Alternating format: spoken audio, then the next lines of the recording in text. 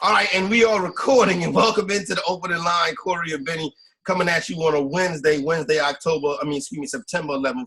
We'll get to that in a little bit from now. But what's going on, Benny? What's good with you?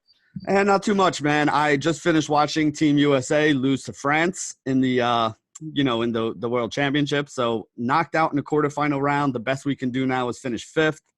We lost by 10, missed a whole bunch of free throws at the end of the game. You know, like I've been telling people, I mean, this line was what, minus 9,000 on Team USA to win? It got down all the way to minus 115. It was even money, Benny. Yeah, and I still didn't take it at even money, so I'm kind of glad I stayed away here today. So, you know what? I mean, listen, the problem is, Corey, we're playing the best teams in the other country's best players with our B and C team right now. You know, I mean, the game we just lost to France, Rudy Gobert played a great game as a starting center for them. Evan Fournier, another NBA player, had a really good game at the point. Former Nick Frank Ntilikina was in the game there at the end, playing some good defense, hit a big shot or two. Other countries have professional basketball players too right now. Other guys have guys that play in the NBA or play at a high level in Europe. If we're not sending our Steph Curry, LeBron James, James Hardens and Anthony Davises, our A team, our B team is not going to go in and kick everybody else's butt. Everybody else in the world has caught up to us. Yeah, no doubt. And then, like I said, you look at the fact you mentioned some of the big names. They're getting ready for their NBA season. The Western Conference is going to be hell to pay this year. So a lot of guys out there just rather spend that time getting ready for that. That played a role into it. I think you'll get a full roster. James Harden, LeBron James going for his third Olympic gold medal. I think we'll see Steph Curry's debut in international basketball at the Olympics next year also. I mean, if he can stop having babies, you know what I'm saying? Yeah, the last time it was the Olympics, he was like, I just won the MVP, just won the championship. I want to, spend some time with my family. He has another child to that family now. But I think that we'll get some Steph Curry Olympic basketball next year.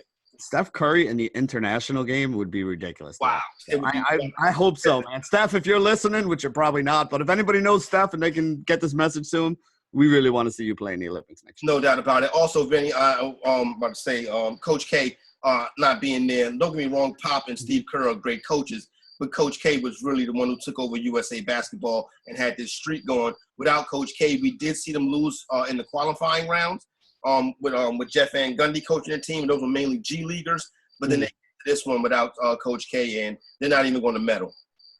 See, one of the big things I think people overlook is the college game and the international game are a lot more similar than the international game and the NBA are. And if you watch the end of this game today, you kind of saw that a little bit. In the college game and in the international game, you could play zone defenses. You can do a lot more helping off the ball before a guy starts making his moves to the basket. And that's what other teams were doing. When we got into crunch time at the end of the game, we were trying to get the ball to Donovan Mitchell or Kemba Walker to go one-on-one, which is, kind of what happens in the NBA, because in the NBA, help defense has to come over kind of basically after a guy gets past a certain point on the floor. Whereas in the international game, Rudy Gobert can just kind of hang out in the middle. He had 16 rebounds. He had 3 or 4 blocks. He altered a lot more shots down there towards the end of the game. And that was a big deal, as we had guys going to the basket where there's weak side help over there, and those shots to finish at the rim are not as easy as they are in the NBA. With college coaches, they're a little more used to the dribble, drive, kick kind of offenses that you use in college when everybody's collapsing into the middle. So there is a little bit of a difference between having a Coach K versus having a Coach Pop. 2 of my favorite coaches in, the history of basketball, but the games that they coach are a lot different, and some of the plays and some of the ways that they coach it are a little different. And a college coach actually does project better for the international style of play than an NBA coach does. No doubt. You're right about that, Benny. I think the biggest absence as you see the United States as USA basketball falls, I would say the biggest absence from this team would be it's close, but I think not having Anthony Davis really hurt this team. Yeah, I mean, obviously, not having any of those guys hurts, but, one of the things that happened to this team, Kyle Kuzma got banged up and Jason Tatum got banged up too. So we live in a country, Corey, with 300 million people. And at the end of an international basketball game to win an international basketball tournament, and I love Joe Harris, don't get me wrong. Like, I think he's a really solid role player who is, outperformed a lot of expectations. But in a country with 300 million people, Joe Harris being on the floor in crunch time at the end of the game, being one of the 5 best players America has to offer, I have a little bit of a problem with that. Yeah, no doubt about it, Benny. This damn cricket, it will not stop. This cricket is like, I'm letting him live. You know what I'm saying? The kids was like, why don't you kill it? And I was like, cricket in the house is good luck. But I need the cricket to be quiet when I'm trying to work. You know what I'm saying? Or else, you know what I mean, Benny, my luck may come to an end, which I kind of feel like my luck has come to an end anyway, Benny. Well, your luck already came to an end, and you might as well get rid of them so you don't got to deal with the noises in the background. I do have some luck that I'll tell you about in a second because I just logged on to the Flex auction, and I saw an unbelievable name on the waiver wire, and I think we may not have no more fab remaining. Well, let's talk about it. There's a lot of stuff we can talk about on the waiver wire front from the last couple of days. Before we get to that, though, Benny, Antonio Brown. I'm old enough to remember a little over a year ago when a clout-chasing thought accused LaShawn McCoy of setting her up to have her beat up in his own house. We've never heard anything more about that story. That one came out in a civil suit. Derrick Rose also, at one point, had a civil suit of a sexual assault and a rape allegation. These are criminal things, not civil things. This is what Antonio Brown is going through right now. It may not be the popular opinion, Benny, but Antonio Brown ain't do that to that girl. Yeah, so that's the real thing you have to watch out for when situations like this arise. Like, listen, I don't want the Me Too movement coming after us and after the show, although we don't have a lot of women probably who watch the show anyway, so that's probably a good thing for what I'm about to say here. But, there's a civil side of things and there's a criminal side of things. The criminal side of things means that the police have investigated whatever the claim is and that they're, pressing charges because there's some kind of evidence that they found that says whatever it is that is going on may have happened. Again, you're innocent until proven guilty, but they at least have enough evidence to move forward with it. A civil charge is just one person suing another person. I could sue you for something. You could sue me for something. That would be a civil charge, no criminal charge at all. The evidence comes out as, it gets closer to court and all that stuff. The civil charges are what you hear about a lot when athletes that get themselves into quote unquote situations or, this, like, the story makes big news, like Antonio Brown raped a woman, but it's a civil suit that says this woman says Antonio Brown raped her. We don't know if there was supposedly they had some kind of relationship beforehand and you see some text messages, but yeah, we don't know if this is a woman just trying to get some money out of him. We don't know if this is somebody who he said he was going to marry and then decided not to and is just holding a grudge. There's a lot of things that go into one of these situations. You know what I mean? So before everybody goes and jumps to conclusions, here's another thing too is if you're somebody who's trying to get money out of somebody and who's trying to, extort them, whether or not this whole thing is true or it's a fabrication of some of the things to go, you're doing this with the threat of exposing that person publicly and ruining their reputation. When better time to do this than right now with everything Antonio Brown has going on, where people are already kind of attacking his character and where he just signed a really big contract for a lot of money with another team. Like, if I'm a lawyer and I'm trying to get money out of Antonio Brown for this lady by filing some kind of civil suit, this is the time when I would threaten to do it. And if he didn't give me the money, I would go ahead and do it because of all of the stuff with his name in the news right now. So again, I don't want to say that this is BS. There obviously needs to be a whole fact-finding process that goes through it. But let's just say, Corey, it smells kind of fishy with the timing and everything else going on. No doubt. I see Omar Kelly, the great beat writer for the Miami Dolphins, put out similar statements to what we're saying. He's getting hammered across social media right now. But when the facts come out, they're not going to apologize to that dude. I guarantee you that, because nobody ever apologized to LaShawn McCoy. They had him for dead last year, and that story never went nowhere. You know what I'm saying? Like I said, this could very well be a bad situation, but you can't bury a guy right now for it until the facts come out. Like, everybody reads the headline. Same thing with LaShawn McCoy. Everyone reads the headline. Nobody reads the retraction on page 57 3 months from now when it turns out that this may not have been a big deal. So just keep that in mind before you ruin Antonio Brown's character right now. Is maybe he is guilty, maybe he's not, but that's why we live in a country that has a process for finding that out. No doubt. So, Benny, logged on, getting some waiver wire stuff done, and we've talked a lot about the waiver wire this week. And I'm logged on to the Flex League auction, and I'm going through to see who are some of the people on the waiver wire, Benny. And lo and behold, my eyes do not deceive me. Mark Andrews is on the waiver wire. This is a 10, 12. What's the 12-team half-point PPR. You have two flex spots, so you can start two tight ends. Now, I also have Austin Hooper, Greg Olson on this team. You know what I'm saying? But obviously, Mark Andrews would be a big addition to this lineup right here. And I'm going to bid for him, Benny.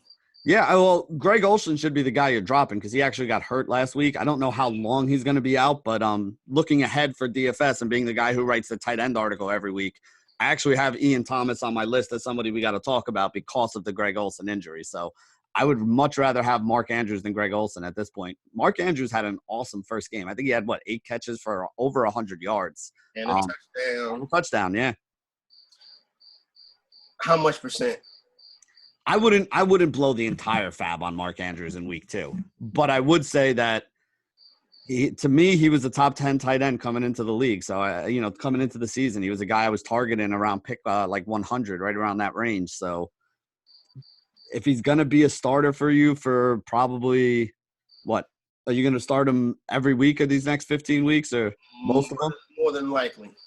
I mean, tight ends, I would say he's a 25 to 30% fab bid then at least. Yeah, I'm a more aggressive fab bidder than most. So I'll probably take it a little bit higher than that, but it's going to be a significant number, and we'll report on that a little bit later on. Raheem Mostert is a guy I'm seeing getting a lot of love, getting picked up, Benny. What do you think about Mostert, and what can he do in this 49er backfield? Well, I mean, with Tevin Coleman being out for a while now and Jerick McKinnon, not likely to come back anytime soon, you're basically looking at, Raheem Mostert and Matt Breida kind of splitting the action back there. Mostert, I mean, I like him, but I don't think he's worth a huge fab bid. If Breida gets hurt, then he could be a guy that's a stud. And Breida does have a little bit of a history of getting hurt. But for now, I think he's, somebody that I'd put ahead of maybe like a Jamal Williams, who's probably on your waiver wire. I don't think I put him ahead of Mike Davis, who we can talk about in a little bit too. Maybe ahead of Carlos Hyde, probably. Yeah. That's kind of the range of guys that are probably on your waiver wire that I'd be looking at. And I do like him better than Adrian Peterson, maybe on the waiver wire too, who's going to get a start this week. I think I might want Adrian Peterson more than I want Raheem Mostert right now. All right, cool. When it comes to the wide receivers, obviously the Gallup and Cobb should go ahead and take the lead on that front.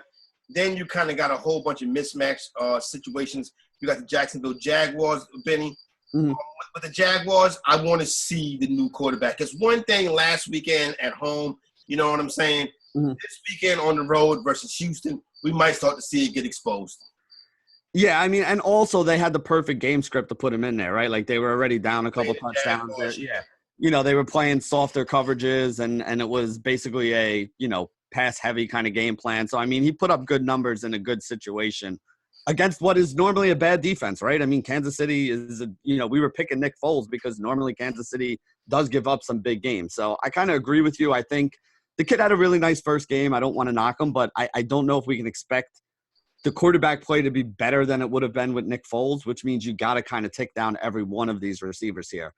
I will say this, though, Corey, from looking at, some of the fab that already ran on Tuesday, some of the teams I have that had, Tuesday fabs, the Jaguars wide receivers, Shark and Conley, are going for a lot cheaper than some of the bigger names who had really big week ones. Guys like John Brown, Marquise Brown went as much as, 40, 50% fab bids in some of the leagues I was in. The guys you were talking about, the Randall Cobbs, the Michael Gallups, where they were available, same thing, 30, 40% fab bids in some of these leagues. You've been able to get the Jags receivers for about a 10% fab bid, so if it's 200 fab, like $20, $25, I saw them going for in that range. Leagues with 100, you're getting them like $10 or $12. I would put in bids for all these guys. I don't know if I definitely wouldn't pay 40, 50% for the John Brown, for the John Rosses and the Marquise Browns of the world, but I would have no problem paying 25 or 20-ish for, some of these guys on the Cowboys over some of the guys in the Jags. But the guys in the Jags are the ones coming in the cheapest if you're looking for wide receiver help at the best value.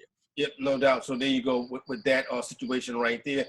Tight ends, Darren Waller, if he's out there, that commands a big bid. Mm-hmm. If you run into Mark Andrews, that also commands a big bid. I think both those guys are top 10 tight ends ROS for the rest of the season. So that's how we get down this week on the waiver wire. I like if you're a quarterback streamer, I like Andy Dalton a lot this week. Mm-hmm. And that's probably really in Case Keenum too. Because that me and my brother-in-law were talking last night. That Cowboys DC, that Washington versus Dallas number looks real funny. Sitting at Cowboys -4.5. You know what I'm saying? DC may have a trick up their sleeve this week, and it will start with Case Keenum. But if you go after Keenum, understanding that's probably just a 1 or 2 week stream because Haskins will have that job shortly. They have the bye in like week 5 or week 4, don't they? They have one in the first buys, yes. Yeah, so after the bye is usually the time when quarterback changes are made because you're giving the rookie a couple weeks to get ready. So I don't know if they'll be ready to pull the trigger this early, Corey, but that did seem like the spot we were talking about early in the season. Let's see what happens this week. Because like I said, that number is interesting. I feel like Vegas knows something we don't. Because even if you put the Cowboys in the teaser, you're still getting them at that like +2.5, +3.5. You know what I'm saying? And that's still kind of scary territory.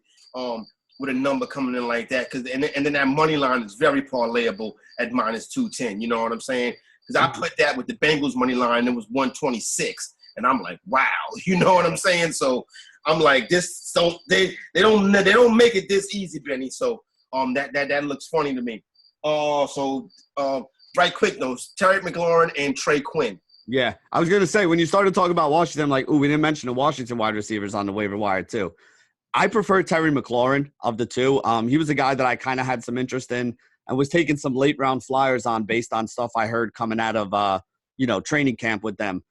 Listen, it's a very thin wide receiver core, so these guys are both going to have a chance to go out there. And Case Keenum has helped some wide receivers put up some big numbers. I mean, remember when he was in Minnesota with those guys there, when he was in Houston with Nuke? Quarterback. Once he learns the system, he's good in it. Yeah, and he can put up some numbers. So, obviously, somebody's got to catch those passes that he's throwing. Again, I don't think Washington's going to be very good this year, so you probably get a lot of positive game scripts for them. I don't know if Haskins coming in is going to be much of an upgrade, though. I think I'd rather see Keenum in there, but at some point they're going to play the rookie. They didn't draft him in the first round to, kind of let him sit on the bench when they're having a losing season. There you go. Any love for your man Demaryius Thomas, or is this passing game Jamison Crowder's and Le'Veon Bell's? Yeah, I mean, I have zero interest in going and getting anything to do with Demaryius Thomas because listen, you still got Robbie Anderson on the other side too. So best case scenario right now, he's I don't even say the fourth because they use the tight end a lot. And when Chris Herndon comes back, they'll probably even use him more. So at best, I think if he makes it onto the field, he's the 5th best wide receiver on the field. And even then, like Quincy Anu is still going to get some snaps too. So I really feel like this is more for depth than anything else. Yeah, I would agree with you on that. Geronimo Allison, if he's on the wire, which I'm starting to see him pop up on the wire, I would pick him up if you got the bench spot. It's not going to be. It's not always going to be as bad as week 1. Yeah, but I also don't think it's going to be as good as we thought it was going to be. He's clearly the number 3 behind Marquez Valdez-Scantling, and that's really what we were, looking to kind of do is see if we can get, him being the number 2 like he was for parts of the beginning of the season before Valdez-Scantling kind of popped on the board. I have a lot of shares of Geronimo Allison. I'm worried about it, Corey, and I'd already go so far as to say it's probably one of my biggest swing and misses this season. Yeah, look, Benny, let's not put ourselves in that boat yet because I'm right there. Yeah. You know what I'm saying? Let's see what happens. To the people and I'm quite sure we'll discuss this a little bit deeper on tomorrow night's live stream over at Elite Fantasy as we get you ready for Bucks and Panthers. But one thing, and I'm getting to some of these spreads right quick too. But one thing I would say DFS-wise for this week, Benny, people are going to be off Thielen and Diggs. Particularly, Diggs might be banged up, whatever, but they'll definitely – you're not going to see too many people that are even scared right now about rolling them out there. They're worried about the workload and stuff like that. Mm-hmm. I would say don't worry. This week, I think Thielen's going to go off this week, and I think if Diggs is healthy, he'll have a good game too. I think they were game scripted out of the plan against the Falcons. On the road this week versus the Packers, I can see Thielen and Diggs being back in the mix, Benny.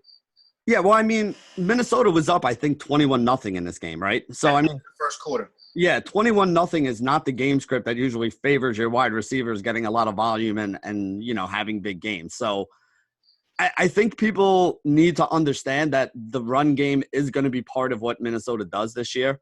So you may not see as many targets as we've seen in years past for these guys, but it's going to be more than 10. I mean, they threw 11 times, I think, right? That was how many attempts they had? You're going to see more than 11 pass attempts most games. You're normally going to see, even in games where they're winning, Corey, you're probably still more likely to see 25. Yep. In games where they're losing, you could see 35, 40 if they really need to come from behind. So there will be better days for Adam Thielen and Stephon Diggs. Don't overreact to that. Yeah. They're not going to have – they may not have, the big seasons that they've – like Adam Thielen was flirting with wide receiver 1 for a lot last year. You may not see that at times. You may not see that this year. But I still think worthy of his fantasy value. You know what I'm saying? So I wouldn't he could be game script dependent, though. Right quick, Benny, Christian Yelich goes down. He's out for the rest of the season. Yeah, real big blow for the Brewers. The Brewers have been suffering a lot of injuries lately.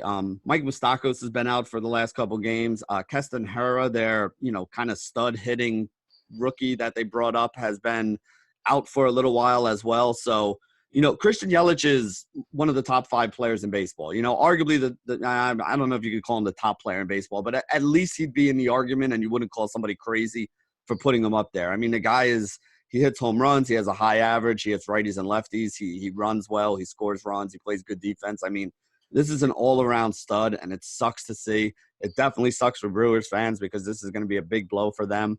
It is what it is. Hopefully he's able to come back fully healthy next season and, continue to dominate because he's an absolute stud.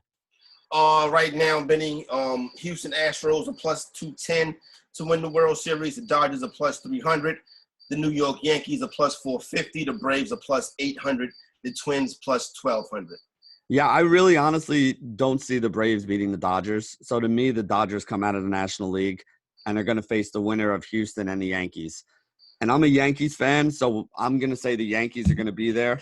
But as a gambling person whose people listen to for advice, the Astros, that's one of the best lineups in baseball, top to bottom, that I've seen in a really long time.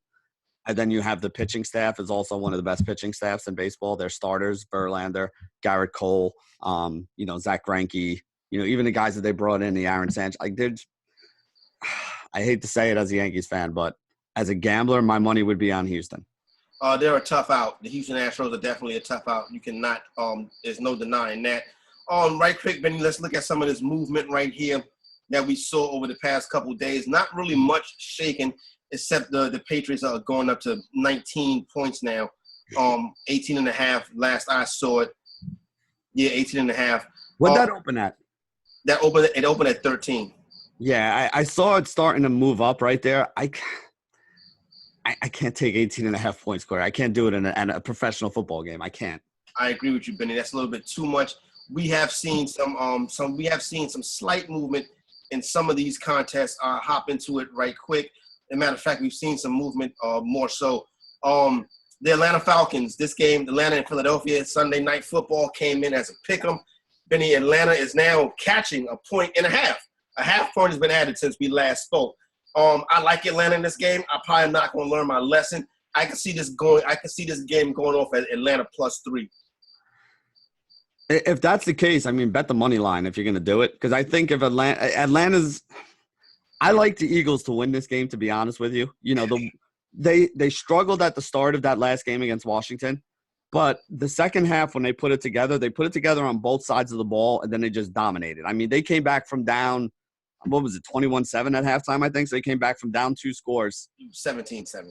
17-7? All right, so still, they were down 2 scores, came back and went ahead, by 10 points. So, I mean, the second half there, they had basically a 20-point swing before that late touchdown that backdoored everybody and kind of screwed up a lot of bettors' days. Basically, at around even money right now, I would take, the Eagles if I had to bet a side. But if you do like Atlanta at plus 1.5, you're probably better off taking a money line on it and hoping that they win straight up, because that would be the way that, they would probably cover. Again, at plus 1.5, what's the point of even taking the points right there? Take the money line or go with the Eagles. I've been burnt by that 1.5 before, but scared money don't make money. The money line it is. The Rams opened up as 3.5-point favorites. They're down to 2.5 points as they host the Saints this weekend. I think the Saints are a tougher team than the Rams. Saints would be a money line bet for me on that one. At least that's what it looks like right now.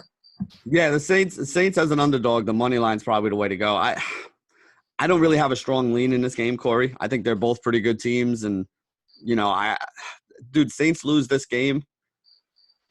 Now they both won last week, so they're both 1-0. Actually, it's not that big a deal, but I don't know. I'm going to stay away from this game. I don't really have a strong lean one way or the other. The Broncos and the Bears opened up as a pick 'em. The Bears are now 2.5-point road favorites. I would say the Bears take care of the Broncos. Yeah, I'd probably still be on the Bears side of this game. I never like taking a team though after you miss the move, but I would have said that the Bears are going to win here. I mean, you look at the Broncos. The Broncos had a bad game against what we all considered a bad team, right? Like, we don't think Oakland's offense is that great. We don't think Oakland's defense is really all that great. They looked good in game one against the Broncos. Whereas, to me, the Bears, who didn't look good in the first week either, they played a much better team. Like, I think Green Bay's offense is better. I think Green Bay's defense is better. So I can excuse the Bears' performance more than I can excuse the Broncos' performance.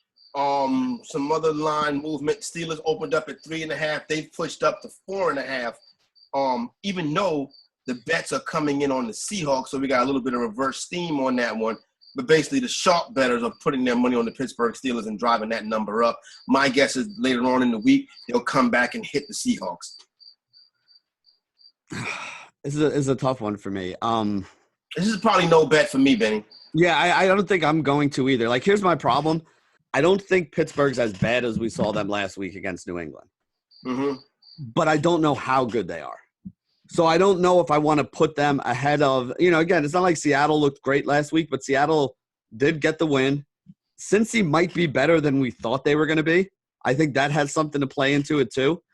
So when I'm looking at these two teams, I really don't know. I would say this. I think I'd rather be on the Seattle side because Seattle games tend to be one-score games, right? Like, they tend to be lower scoring. They tend to be close the whole way. Like, Seattle, like they did last week, wins a lot of games on, like, either a last-second drive or a last-minute touchdown or something like they did last week. So 4.5 seems like a lot of points, so I think I'd rather be on the Seattle side. Yeah, I would agree with you on that one. San Francisco opened up as a 1-point road favorite at Cincinnati. Cincinnati is now a 2-point favorite. I like the Bengals. I like the Bengals on the money line. Yeah, I wasn't very impressed with Tampa Bay, so I don't really give San Francisco. Just now, it's down to 2. Went from 2.5 to 2. Yeah, San Francisco's win over Tampa Bay was not all that impressive with me. I was more impressed with Cincinnati's loss to Seattle than I was with San Francisco's win over Tampa Bay after rewatching those games. So I would probably be there too. But again, like I just said before, it went to San Francisco favored by 1 to San Francisco getting 2, right? Yeah. Yeah, so at this point, if you miss the 3-point move, you kind of miss the move. I don't really want to bet on something after I miss the move. You know what I mean? Interesting, Benny. I don't mind, you know what I'm saying, betting after you miss the move. But I do see why you would say that. I mean, like a 0.5-point move, a 1-point move, I'd still probably be okay with it. But to go from a 1-point favorite to a 2-point dog, that's a big 3-point swing. Now, again, you didn't cross the 3. So in football, it's not like a huge swing. You cross the 3, you cross the 4, you cross the 7. Those are big for gambling, purposes and outcomes. But still, after a 3-point move, I'd feel bad that I didn't get the closing line value that I should have been on it before. You know what I mean? No doubt. Buffalo and Giants. Buffalo opened up as a 2.5-point favorite. They've been bet down to a 1.5-point favorite. Thank you, Benny. Yeah. And that's kind of been the only movement. Well, the Buccaneers was catching 6.5. They go to a full 7 now. I would love to get them at 7.5 on Thursday tomorrow night.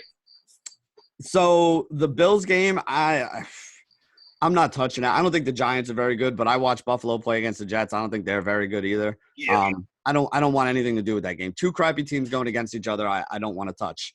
I do like Carolina still. I rewatched those games. Tampa Bay, Corey, I'm hoping that they get their stuff together, but they look dreadful in that game against San Francisco. And they killed themselves too. I mean, O.J. Howard fumbled in the red zone, and then they threw a pick in the red zone on the next drive. Like, they just left so many points on the field right there. They fumbled a bunch of times. They got a lot of them back, but it's just they were very sloppy in that game. So I'm not a big fan. I already took Carolina as part of my teasers that we talked about yesterday. Teased them from 6.5 down to just winning.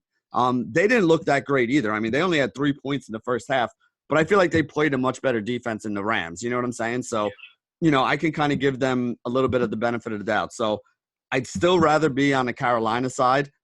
But again, I'm not taking 7 points. So that's why I teased it down. At half a point, I'm good.